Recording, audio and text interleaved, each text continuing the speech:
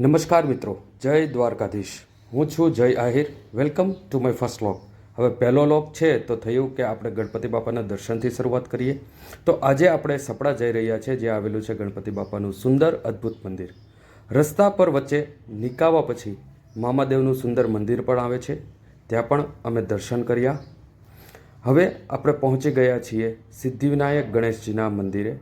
અદ્ભુત લોકેશન પર આવેલું છે આ મંદિર. ચાલો હવે દર્શન કરીએ. કહેવાય છે કે ગણેશજીની મૂર્તિ સ્વયંભૂ છે ને આશરે 500 વર્ષ જૂની આ મૂર્તિ છે. મંદિરની જગ્યા પણ તમે જોઈ શકો છો.